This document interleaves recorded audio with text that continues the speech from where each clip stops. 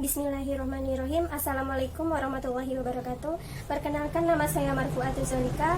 Saya berasal dari Prodi Pendidikan Ekonomi STK IP PGRI Sumatera Barat dengan mata pelajaran Budaya Alam Minangkabau. Di sini saya akan menjelaskan salah satu materinya, yakni agama dan kepercayaan di Minangkabau.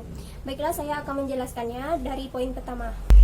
Pada prinsipnya, orang Minangkabau menganut agama Islam. Maka bila ada orang Minang yang tidak memeluk agama Islam, adalah suatu keganjilan.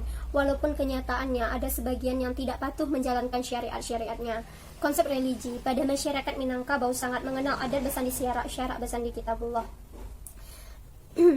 Di samping meyakini kebenaran ajaran-ajaran agama Islam, sebagaimana dari mereka masih percaya hal-hal yang bersifat tahayul dan majis. Baiklah, di sini saya akan mewawancarai salah satu narasumber saya yang berasal dari daerah saya tentang masih adakah di daerahnya tentang tahayul dan majis atau religi yang berkembang di daerahnya tersebut.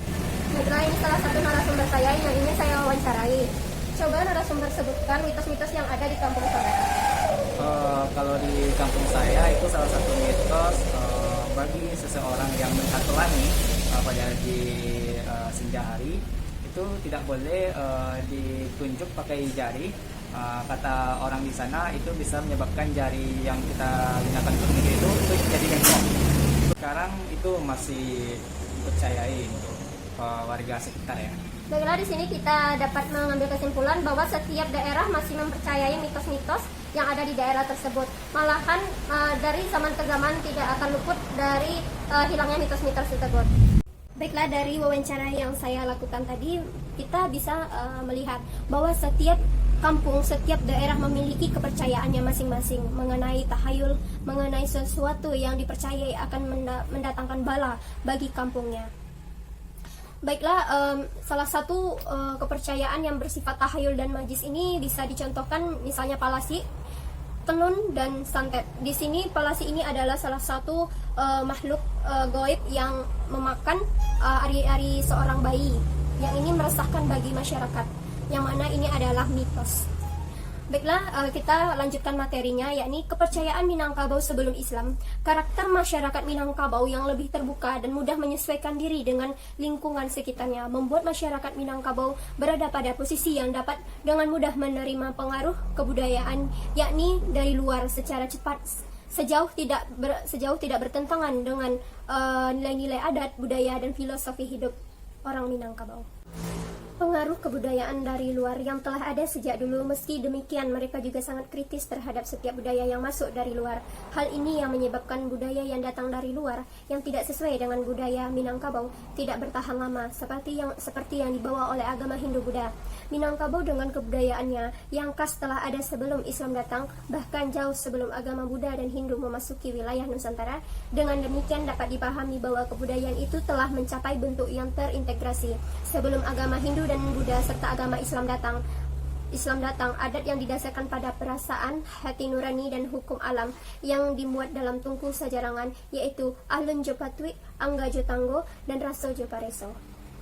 Pada masa sekarang, boleh dikatakan seluruh orang Minangkabau telah memeluk agama Islam, akan tetapi sisa-sisa kepercayaan lama, yakni animistik dan dinamistik, masih saja ada.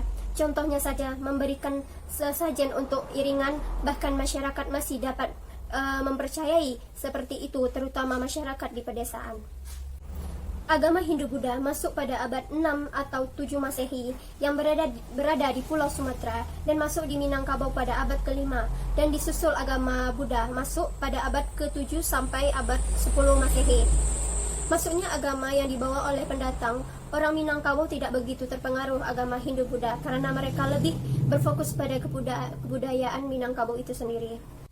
Masuknya agama Islam di Minangkabau, pendapat ini yang pertama pendapat Hamka bahwa Islam masuk ke Minangkabau sejak abad 7 Masehi. Ini dibuktikan perdagangan orang Arab ke berbagai belahan dunia. Hal-hal yang bersifat mistis itu masih dipercayai oleh masyarakat Minangkabau. Sebenarnya kepercayaan itu bisa kita ambil kesimpulannya, contohnya saja, yakni saat makan kita tercecer nasi, sedangkan saat tercecer nasi kita langsung tidur, itu katanya akan bermimpi didatangi datuk, yaitu berupa harimau. Padahal di sini kita bisa berkesimpulan saat kita makan tidak boleh tercecer, itu artinya kita tidak boleh mubazir akan makanan.